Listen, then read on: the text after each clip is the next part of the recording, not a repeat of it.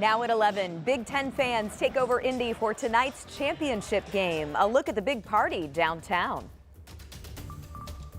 Are you happy? It doesn't matter how much it is. Justin Jefferson. Plus, Christmas wishes coming true no matter the cost. Why Shop with a Cop is busier than ever this year. Live from Indy, you're watching 13 News.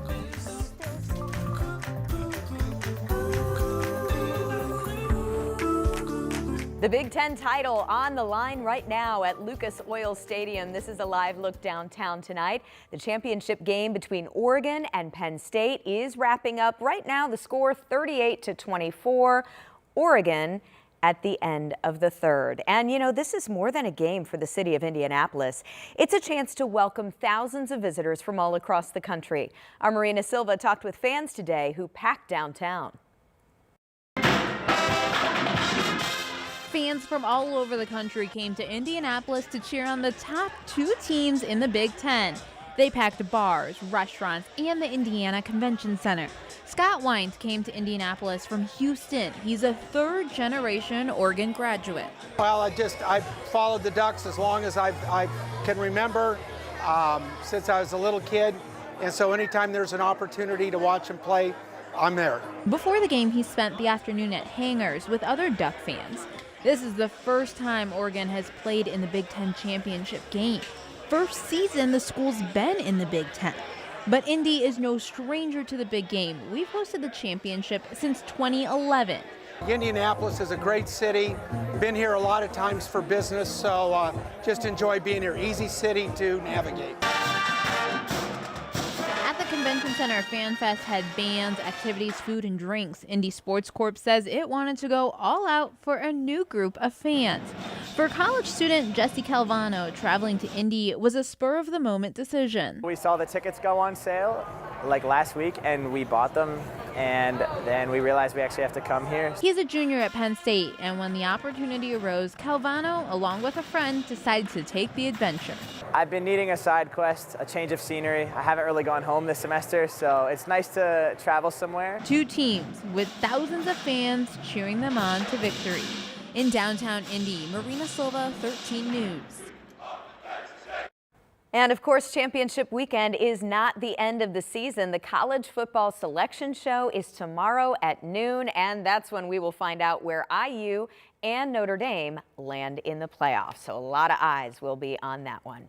Well, a lot of eyes to the skies today because we finally saw some sunshine, and I know we're on borrowed time, Matt, but tomorrow is just looking like a stellar Sunday. It really is. Best day of the month so far. Okay. Today was already the warmest day of the month. It'll be even warmer tomorrow. Enjoy the sunshine. Great start to the day. But tomorrow's the last day of sunshine and 50s. We're going to start kind of working on some of these temperatures going back down just a little bit. But not bad this evening, you know, compared to where we've been. We're 45 right now in Indianapolis. We still have that southwest wind sustaining us. Some 30s once you head towards Wayne County, low 40s to the north, some mid 40s to the south. Those southwest winds will continue. They get kind of breezy. They're out of the southwest, but because they're stiff, it just makes it kind of feel a little bit cooler outside. We've got a gust right now at 30 miles per hour in Indianapolis. If you don't see a number by your town, you've got gusts in less than 15 right here at the moment. But 25 miles per hour there at Ball State. It's a breezy evening and overnight for us. We've got a couple high clouds up there, but I still think we're going to have a lot of sun tomorrow. We're kind of in between two storm systems. There's one to the north, gave us a couple of high clouds in the northern sky at times. You may have seen some of those. We've got some rain in the Ouachitas, parts of Texas. This is our next batch going to come in. It's going to build a little bit. So coming up, we're going to let you know when we think the rain will arrive. And Jenny, how much rain will possibly fall. All right, sounds good, Matt. See you in a few minutes. We have an update tonight on a triple shooting at a laundromat in Lafayette. The man who police say pulled the trigger has died. That shooting happened Thursday night near South Street and North Earl Avenue. Lafayette police say the gunman shot himself after shooting 3 other people. One victim died in the hospital. The shooter had been in critical condition until today. The coroner has not yet released his name. A chase and standoff in Grant County landed a wanted man in jail. The sheriff's department says they tried to pull over a stolen vehicle near West 22nd and South Washington Streets on Friday in Marion, but the driver, they say, took off. Investigators say 43-year-old Frank Fong Fang led officers on a 12-minute chase that eventually went into a farm field. They say he crashed in the woods, and that led to a standoff for nearly an hour until he surrendered. Police say Fang was a wanted felon in both Indiana and Ohio. He now faces multiple charges, including auto theft and resisting police. In Mooresville this weekend, a Christmas tradition went on as planned despite apparent vandalism last week. Back on Thanksgiving night, vandals damaged 11 of 20 Christmas trees on display for the town's Victorian Christmas celebration. Well, all of those have now been replaced and repaired. And this is the 35th year for this event, which raises money to help families in need. 20 local businesses and organizations decorate trees at Pioneer Park. It's a fun way for the community to celebrate the holidays together. Being such a small community is so nice because a lot of us went to high school together and we all kind of know each other. Supporting small businesses is just so nice, and just having that tight-knit community is really just such a joy, and especially around the Christmas time. As for those vandalized trees, still no word on any arrests from Mooresville police.